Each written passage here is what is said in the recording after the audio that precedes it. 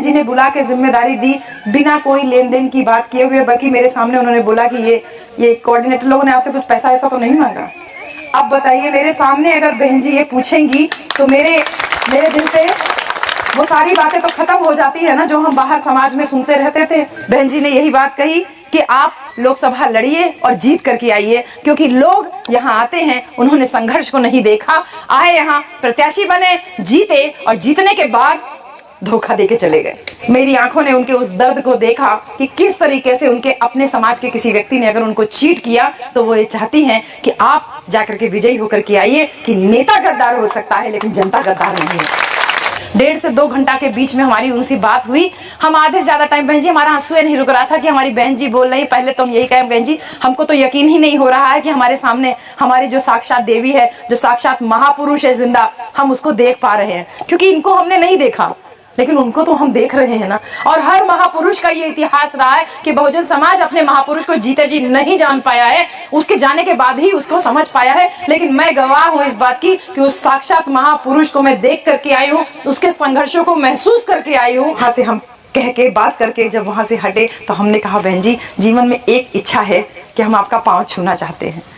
तो बहन जी हंसने लगी और हम जब उनका पाँव छूने आए तो जैसे मैडम बैठी हैं ऐसे ही है, हम ऐसे ऐसे आए और जैसे बहन जी के लिए झुके, उन्होंने ऐसे हाथ लगा लिया टेबल पे कि बेटा बचना, कहीं सर चोट ना लग जाए। मेरी आंखों से इतना आंसू निकला कि इतना प्यार, इतनी ममता तो किसी माँ के ही दिल में हो सकती है। हम कहते जरूर उनको बहन जी हैं, लेकिन वो हमारी माँ से भी बढ़ करके वो हमारे लिए। तो बहन जी जब वो मुस्कुराई, फोटो खिंचाई के, बहन जी एक इच्छा और है कि आपके साथ फोटो हो जाए।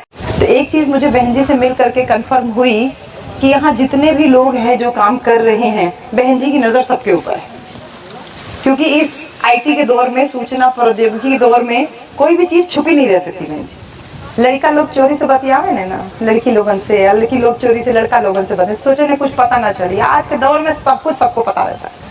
मोबाइल में रिकॉर्डिंग वाला सिस्टम है, यूट्यूब है, फेसबुक है, इतना सारा सोशल मीडिया है कि आप कोई भी काम करके अगर उस पर डालते हैं तो वो पूरा संदेश पूरी दुनिया तक पहुंच रहा है। इसलिए ईमानदारी से अपने काम को अंजाम दीजिए। बहन जी, हम लगातार आपके बीच में जा रहे थे तो हमने पहले भी आपसे कहा था कि हमको राजनीति करने का, हमको नेता बनने का कभी भी शौक नहीं रहा, आज भी नहीं है। इसीलिए माला वाला से थोड़ा दिक्कत होने लगता है। भैया जय भीम कर लीजिए, अभिवादन कर लीजिए, पर्चे दे लीजिए, फोटो खिंचा लीजिए, ये माला पहराव जरूरी बका। तो नेता तो हम पहले भी नहीं थे, आज भी कार्यकर्ता हैं, आगे भी रहेंगे। लेकिन बहन जी पहले नौकरी करते थे, नौकरी करके बीच में लोगों के आते थे। आज बहन जी ने जिम्मेदारी दी है, उस जिम्मेदारी के तहत आपके बीच में आए हैं। अपना काम ईमानदारी से करते रहिए, ये संदेश वहां से लेकर के आए। हर एक व्यक्ति ये सोचे कि अरे मैं कुछ भी करूंगा यहाँ नीचे तो वहाँ खबर नहीं होगी, ऐसा नहीं है।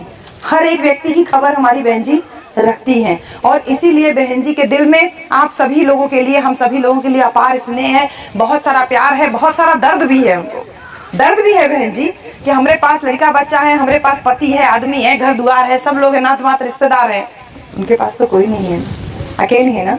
किसके लिए अकेली रही? आपके और हमारे लिए ना। वो दर्द हमने बहन जी की आंखों में देखा जब उन्होंने कहा कि हम इतना मेहनत से यहाँ तक आए। बहन जी ने अपने संघर्षों को बहुत अच्छे से बयान किया। बहन जी बताएं कि कैसे कैसे पैदल पैदल चलते थे, फिर जैसे तैसे मान्यवर साहब ने 2 गाड़ी का इंतजाम किया, एक अपने लिए और एक हमारे लिए। वो 2 गाड़ी लेकर के हम लोग वहाँ बिजनौर वाली लोकसभा में प्रचार करते थे। 2000 वोट से पहला चुनाव बहन जी हारी, नहीं तो पहले ही चुनाव में बहन जी संसद पहुँच जाती। बहन जी ने एक बात कही, कहा कि अगर मेरे पास 2 गाड़ी और होती तो हम पहला चुनाव जीत जाते। कितनी छोटी सी बात लग रही है ना, खाली 2 गाड़ी, कितने उससे मतलब जो बहन जी ने भोलेपन से कहा ना, सिर्फ 2 गाड़ी और होती तो हम संसद पहुंच जाते। आज हमारे समाज के पास में हजारों की संख्या में गाड़ी है, एक एक आदमी के पास 2-2 3-3 गाड़ी है। मोटरसाइकिल का तो कोई हिसाब ही नहीं है। साइकिल पे तो लड़के बच्चे कम ही चलना पसंद करते हैं, जो बूढ़ पुरानिया हो गया वही साइकिल लेके आजकल सड़क पे दिखाई देते हैं। आज साधन संसाधन की कोई कमी नहीं है, लेकिन बहन जी का संघर्ष लोगों को नहीं दिखता।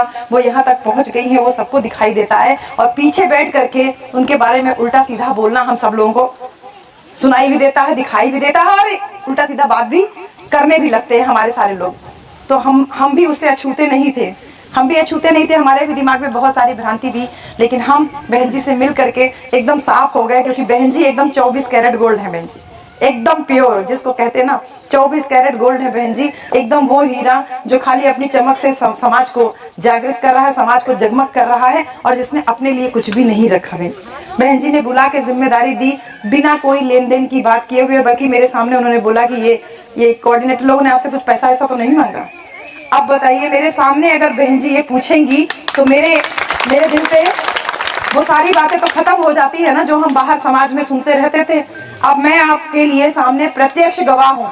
सभी सेक्टर के अध्यक्ष जो लोग पुराने लोग हैं, आप लोग जैसे फेकू राम जी, एक नाम याद हुआ हमको, हाँ नाम इतना अच्छा है कि वो नाम किसी को भी याद हो जाएगा।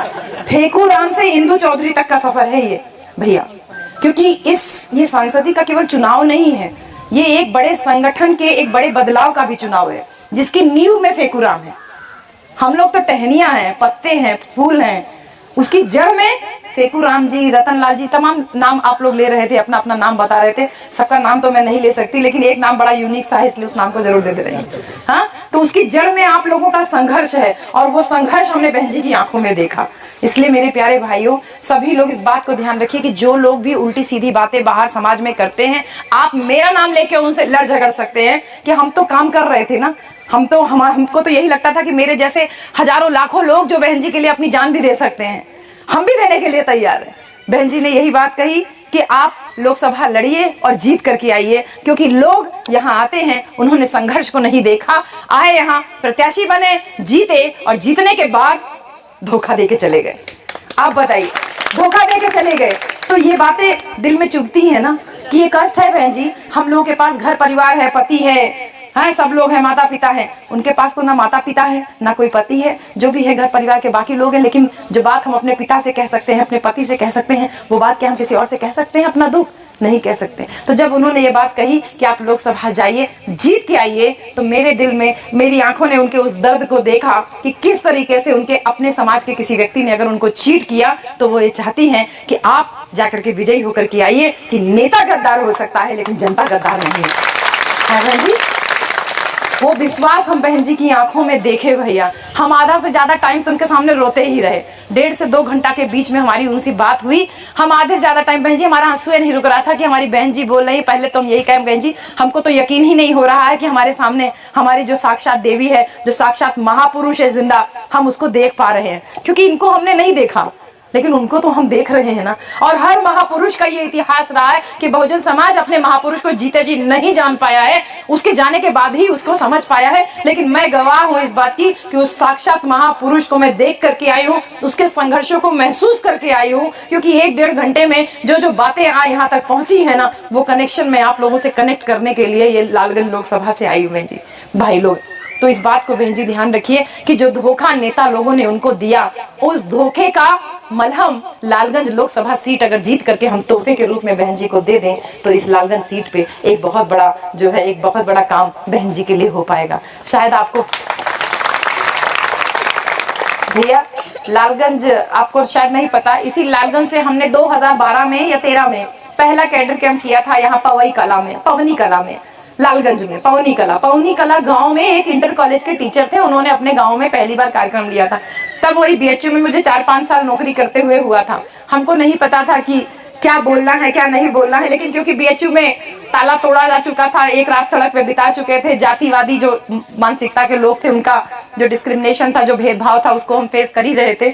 तो वो सब कुछ झेले थे बीएचयू में। इसलिए जब वहां पहुंचे तो अपना संघर्ष बताए कि देखिए बीएचयू में ऐसा ऐसा हुआ, लेकिन बाबा साहब का संविधान था मेरे साथ में, इसलिए हम बहुत मजबूती के साथ, दमदारी के साथ बीएचयू में आज भी खड़े हुए हैं। तो वो पहली छोटी छोटी बातें जो गांव में लोगों के बीच में की, तो 2012 से आज 2024 है, ये भी लालगंज है, वो भी लालगंज ही था। तो सामाजिक पारी की शुरुआत भी लालगंज से किए और राजनीतिक पारी की शुरुआत भी आप सबके सहयोग से यही लालगंज से कर रहे हैं। बहन जी, एक बड़ा तोहफा होगा अगर हम ये लालगंज सीट उनको, बहन जी को, उनकी झोली में डालते हैं जीतने के बाद। तो बहन जी ने तमाम बातें कही कि हम लोगों के भी दिमाग में वो सारी बातें रहती थी कि ये जो रुपए पैसे की तमाम तरीके की बातें होती हैं। आज स्टेट बैंक जो कि भारत का सबसे बड़ा बैंक है, उसने अपनी लिस्ट जारी की है बहन जी कि किसके खाते में कितना पैसा पहुंचा। तो ये पता चल रहा है कि जो वर्तमान सरकार है उसके खाते में ये जो अंबानी अडानी जैसे जो बड़े बड़े पूंजीपति लोग हैं उनके खाते से हमारी वर्तमान जो सरकार है उसकी जो पार्टी है उनको झुआ झुआ भर के बहन जी लाखों करोड़ रुपया जो है उनके खाते में इलेक्टोरल बॉन्ड के नाम पे आया। इलेक्टोरल बॉन्ड का मतलब होता है बहन जी चुनावी पत्र। चुनावी पत्र सरकार ने अपनी सेफ्टी के लिए बनाया था, अपनी सुरक्षा के लिए बनाया था कि इलेक्टोरल बॉन्ड के माध्यम से पूंजीपतियों से चंदा ले लो, तो जब चंदा लेंगे आप तो उनकी बात भी तो माननी पड़ेगी।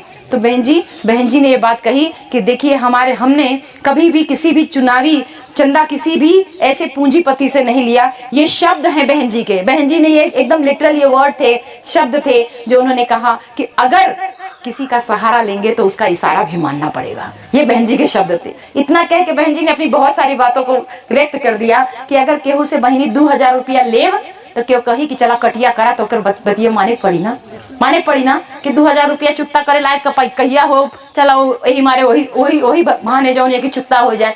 तो जौन लाखों करोड़ों रुपया का जिसका हम लोग गिनती में जीरो भी नहीं लगा पाएंगे, इतना चंदा ये सरकारें लेती हैं, तो वो काम किसके लिए करेंगी? जिनसे लेती है उन्हीं के लिए करेंगी। हमारी बहन जी ने कभी किसी से 1 रुपया चंदा नहीं लिया और हमारी बहन जी हमेशा जनता के द्वारा जो भी सहयोग पहुंचता है उसी से इतना बड़ा राष्ट्रीय लेवल का संगठन चला रही हैं। आप सब लोगों से मैं बहन जी की बात कर रही हूँ कि हमारा जो संगठन है बहुजन समाज पार्टी पूरे देश में इकलौती ऐसी पार्टी है जिसने किसी पूंजीपति से 1 भी रुपया चंदा नहीं लिया। आप लोगों को कहीं पे भी पैसा देने की जरूरत नहीं है, कहीं पे भी पैसा बहन जी चढ़ाने की भी जरूरत नहीं है। अगर आप लोगों को अपना सहयोग देना है तो अपने उस मान्यवर कांशीराम साहब के द्वारा बनाए हुए उस राजनीतिक संगठन को तन मन धन से पूरी तरीके से सहयोग कीजिए, जिससे कि हम अपनी बहन जी को और आगे तक देख पाए। इस बात का भी आप लोग ध्यान रखिए मेरे भाइयों। 10 रुपए 20 रुपए की जो मेंबरशिप स्लिप होती है ना, वो बहुत मायने रखती है। बहन जी ने ये बात कहा कि चुनाव लड़ने के लिए, राजनीति करने के लिए, इतनी बड़ी देश के लेवल की पार्टी है, उसको चलाने के लिए पैसा का जरूरत तो होबे करी ना बहन जी। चाहिए ना, हमन 4-5 लड़का बच्चा होए ने वही मारे एकदम जीव उबियाई जाला, कैसे के पढ़ाई, कैसे बियाह शादी होए। अब जे पूरा देश के लड़का बच्चा के अपन लड़का बच्चा मन ले है, उनके ऊपर कितना बड़ा जिम्मेदारी है ना। तो बहन जी कहती है कि हम लोग सब मैनेज करते हैं, किसी तरीके से सब काम होता रहता है। तो बहन जी ये सारी बातें जब वहां से हम कह के बात करके जब वहां से हटे तो हमने कहा बहन जी जीवन में एक इच्छा है कि हम आपका पाँव छूना चाहते हैं। तो बहन जी हंसने लगी और हम जब उनका पाँव छूने आए तो जैसे मैडम बैठी हैं ऐसे ही है, हम ऐसे आए और जैसे बहन जी के लिए झुके, उन्होंने ऐसे हाथ लगा लिया टेबल पे कि बेटा बचना, कहीं सर चोट ना लग जाए। अब आप बताइए, इतनी बड़ी राजनेता है, वो इतना छोटी सी बात का ख्याल रखी कि ऐसे हम लोग 4 लोग गए थे, हम गए थे, हमारे पति गए थे, हमारी छोटी बहन और बहनोई गए थे। हम चारों लोग जब बारी बारी से पैर छूने के लिए झुके तो उन्होंने हर बार टेबल पे ऐसे हाथ लगा लिया। हमारी आंखों से इतना आंसू निकला कि इतना प्यार, इतनी ममता तो किसी माँ के ही दिल में हो सकती है। हम कहते जरूर उनको बहन जी हैं, लेकिन वो हमारी माँ से भी बढ़ करके वो हमारे लिए। तो बहन जी ने जब कहा कि संभाल करके, तो ये लगा कि इतना स्नेह कर रही हैं, इतना प्यार कर रही हैं और कहे कि जाके जीत करके आइएगा। जब दूसरी बार उन्होंने कहा कि जीत करके आइएगा तो हम उनका दर्द महसूस किए कि हमको जीत करके ही यहाँ से आना है। हमको ये बात वहाँ पे जो है बहन जी को तोहफे के रूप में ये लालगंज सीट को देना है। और साथ ही साथ वो दर्द भी महसूस किए कि क्यों गद्दार हम हो जा रहे हैं, क्यों नहीं हम गांव-गांव का जो कैडर पहले चलता था, क्यों नहीं हम उसके माध्यम से लोगों से कनेक्ट कर पा रहे हैं। वो सारी बातें होती रही वार्तालाप में। और जब विदा लिए तो यही कहे बहन जी कि आज यहाँ खड़े हैं और जिंदगी भर इसी यहीं पे ही खड़े रह जाएंगे। आपका आदेश होगा तो कभी हम करवट भी नहीं ऐसे बदलेंगे। दर से दर बदर हो जाना तो बहुत दूर की बात है। मर जाएंगे आपके यही चौखट पे, जान भी चली जाए तो भी कोई बात नहीं, लेकिन अपना पूरा सर्वस्व जो है न्यौछावर कर देंगे, केवल आपका ये जो है आशीर्वाद बना रहे। बहन जी जब वो मुस्कुराई, फोटो खिंचाई, के बहन जी एक इच्छा और है कि आपके साथ फोटो हो जाए। तो कहने अच्छा आओ खिंचा लो, तुम लोग बाद में लगाने उगाने के लिए चाहिए होता है। इतना निर्मल भाव से बहन जी बात कर रही थी कि हमको ये लगा कि हमारे देश के हर एक व्यक्ति को एक बार बहन जी से जरूर मिलना चाहिए।